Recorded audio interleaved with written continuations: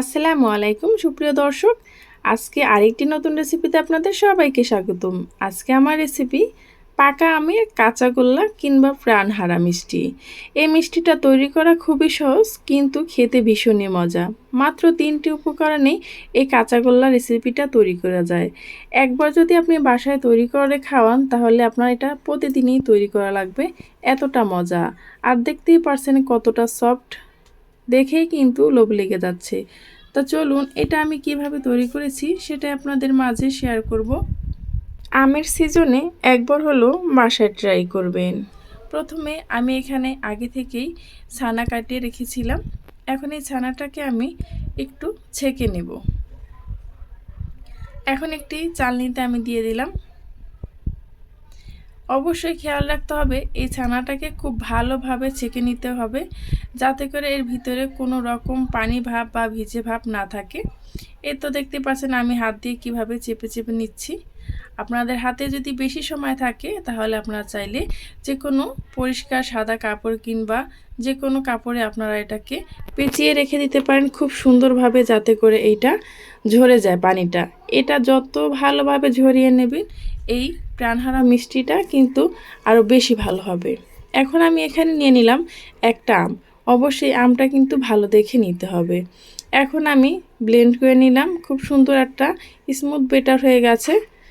আপনাদের আমে যদি আঁশ থাকে, তাহলে কিন্তু অবশ্যই ছেঁকে নেবেন। এই আমটা আঁশ ছিল না, সেজন্য আমি ছেঁকে নিইনি।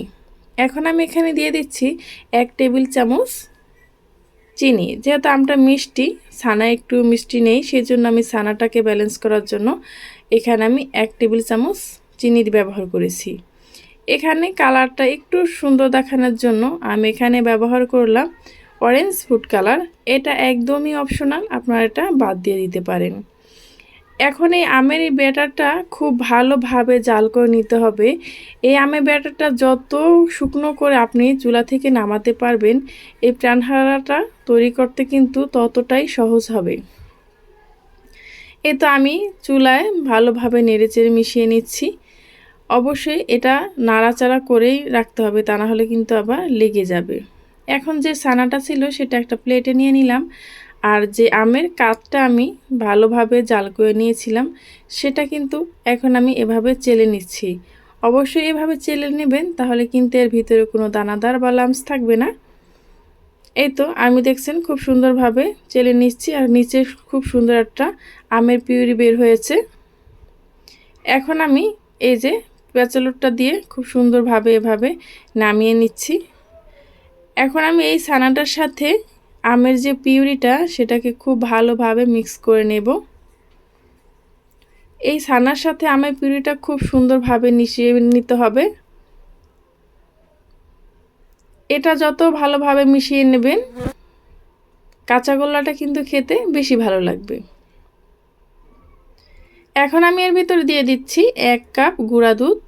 আমার যদি প্রয়োজন হয় আমি আবারও মিশিয়ে নেব অল্প অল্প করে। দেখতে পাচ্ছেন গুঁড়া দুধটা দিয়ে আমি ভালোভাবে মেখে নিচ্ছি। আমার কাছে মনে হয়েছে যে আরও কিছু প্রয়োজন আছে, সেজন্য আমি আবারও 1 কাপ দিয়ে দিলাম। আমি আপনাদের কাছে বলবো বাসায় একবার হলো এই কাঁচাগোল্লা রেসিপিটা তৈরি করবেন এই আমের সিজনে। সবাই খেয়ে তো প্রশংসা করবে, আর এতটা মজা হবে একবার তৈরি করলে কিনা আপনার বারবারই তৈরি করা লাগতে পারে। এখন আমি অন্য একটি প্লেটে সার্ভ করে নিচ্ছি। তারপর হাতে একটু ঘি লাগিয়ে এই যে কাঁচাগোল্লার শেপ করে নিচ্ছি। আপনারা চাইলে যে কোনো শেপে এটা তৈরি করে নিতে পারেন। আমার কাছে এটাই মনে হয়েছে ভালো লাগবে, সেই জন্য আমি এরকমভাবে সবগুলো কাঁচাগোল্লা তৈরি করে নিচ্ছি। আর তৈরি করা কতটা সহজ দেখতেই পারছেন, একদম অল্প উপকরণে খুব সুন্দরভাবে একটি কাঁচাগোল্লা রেসিপি তৈরি হয়ে যায়। এভাবে করে আমি সবগুলো কাঁচাগোল্লা তৈরি করে নিয়েছি। আর আমার চ্যানেল আজকে যারা প্রথম ভিজিট করেছেন, আমার এই ভিডিওটি দেখতে দেখতে কোনো অংশ যদি আপনাদের কাছে ভালো লেগে যায়, তাহলে প্লিজ চ্যানেলটি সাবস্ক্রাইব করে পাশে থাকা বেল আইকনটা ক্লিক করে রাখবেন, যাতে এরকম সহজ এবং নতুন রেসিপি আপলোড করা মাত্রই আপনার কাছে নোটিফিকেশন পৌঁছে যায়। এখন আমি আরেকটি প্লেটে গুঁড়া দুধ নিয়ে নিলাম 2 চামচ। তারপর আবারও একটু হাতে শেপ করে নিচ্ছি। তারপরে গুঁড়া দুধের ভিতরে এটা আমি সাজিয়ে নিচ্ছি।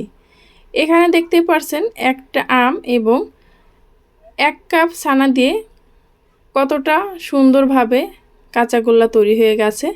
আমার এখানে 8টা কাঁচাগোল্লা হয়েছে। আর কতটা পারফেক্ট আর কতটা লোভনীয় হয়েছে দেখতেই পাচ্ছেন। আমি আপনাদেরকে একটু কেটে দেখাচ্ছি এটা ভিতরে কতটা সফট, আর এটা মুখে দিলে কতটা মজা লাগবে সেটা তো আপনারা বুঝতেই পারছেন। এই ভিডিওটা যদি আপনাদের কাছে বেশি ভালো লেগে থাকে তাহলে আপনাদের কাছের মানুষের কাছেও শেয়ার করে দিতে পারেন। সামনে ঈদ চলে আসছে, চাইলে কিন্তু আপনারা ঈদেও এটা তৈরি করে সবাইকে খাওয়াতে পারেন। পরবর্তী ভিডিও নিয়ে আসা পর্যন্ত আশা করি সবাই ভালো থাকবেন, সুস্থ থাকবেন। আল্লাহ হাফেজ।